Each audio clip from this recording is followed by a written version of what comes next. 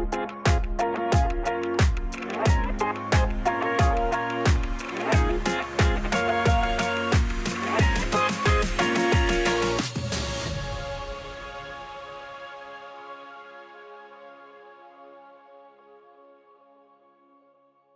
right, here we are getting ready to grout. So let's look at our tools that we're going to use for this portion of the installation.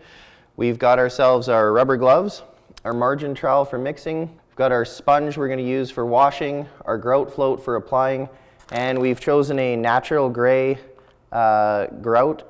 A lot of times you might hear that it's not recommended to apply darker grout on lighter tile, but I feel confident with the sealer we use that we're going to get a good end result. We've got our empty bucket and a bucket full of clean water, and I'm just going to put a little bit of water from our clean water into our empty bucket. I don't recommend mixing a whole bunch of grout in one shot. All right, so before we mix, we'll put our gloves on.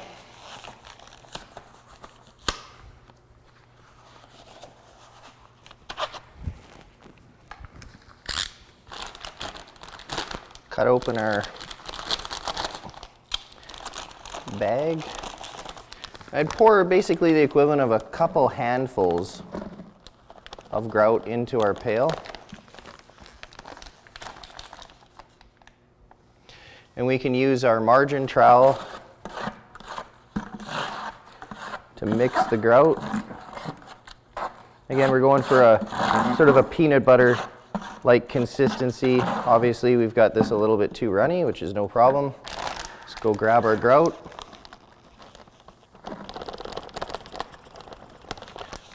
Dump a little more in. We want to try to avoid mixing too much grout. One bag of this will do a little over 50 square feet. And so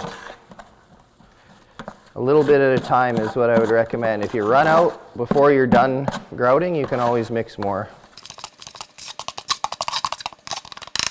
All right, that's what we want our grout to look like. Just a slight peanut butter-like consistency. All right, so now we're ready to start spreading. So what we'll do is we'll grab our grout float, move over to our installation, and what you want to do is get a generous amount.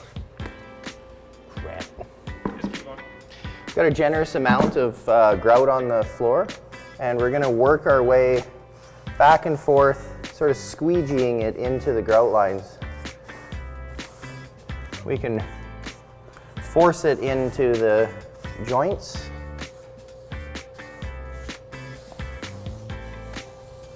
Just squeegeeing it off.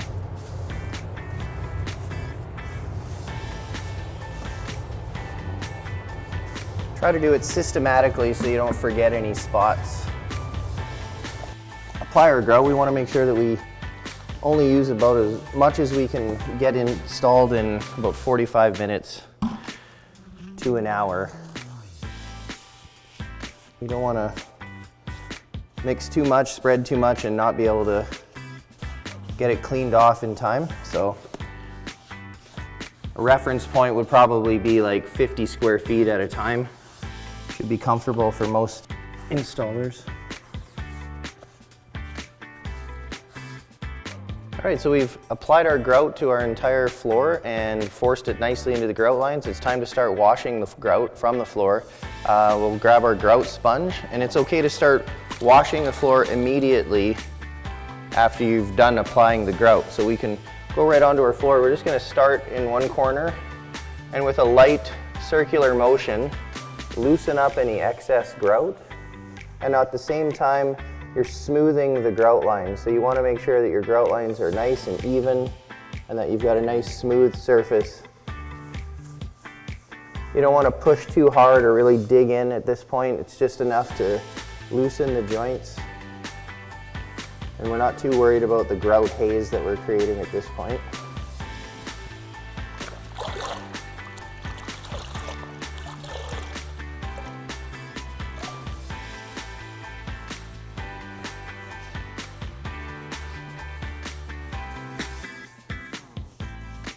So after our initial wash, we should see a floor that's sort of covered in grout haze, but has nice, smooth, even grout lines. So we finished our initial wash, so our grout lines are looking nice and smooth, nice and even. We've got a really dirty grout haze sitting on the top of the tile right now. What we want to do at this point is sort of let that haze set up a little bit, sort of an indicator as to whether or not we're ready for a second wash. So right now it's looking a little bit dark. We'll let that grout haze lighten up, and that tells us that we're ready for a second wash.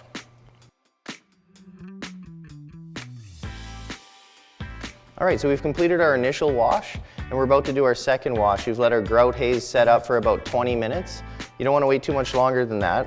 What we're going to do is we're going to start with a clean sponge. We're going to wipe in one direction, flip, wipe, and then we're going to rinse it again. What you want to try to avoid is the circular motions. We're just going to move that grout haze around over and over again. So wipe, flip, wipe, and we'll show you what that looks like.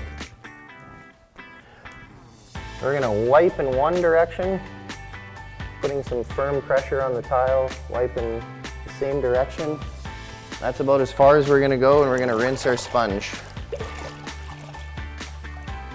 We're just going to keep repeating doing that. While we're doing this, we should start paying attention to our grout lines now that we're starting to clean the surface of the tile. If we see any pinholes, perhaps we can grab some grout that we have from our initial wash, and we can kind of tidy up some of those pinholes while we go.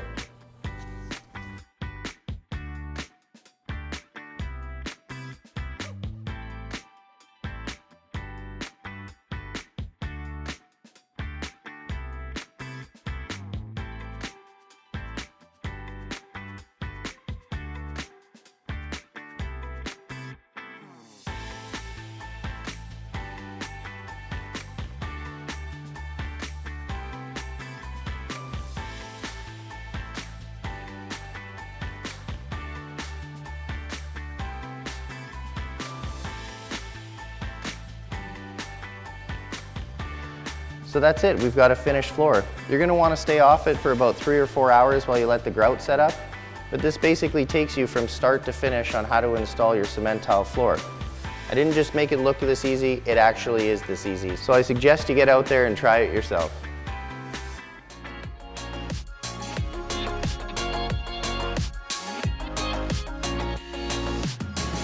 So to keep your cement tile floors looking good for years to come, we recommend using the NutriClean GT. It's a concentrated heavy-duty floor cleaner, and it's pH neutral. So it's not just good for your cement tile, it's good for all your surfaces throughout your home. So we'll dilute it to 1 to 64. We put it in our refillable microfiber mop, give it a squirt, and off we go. And that's all it is.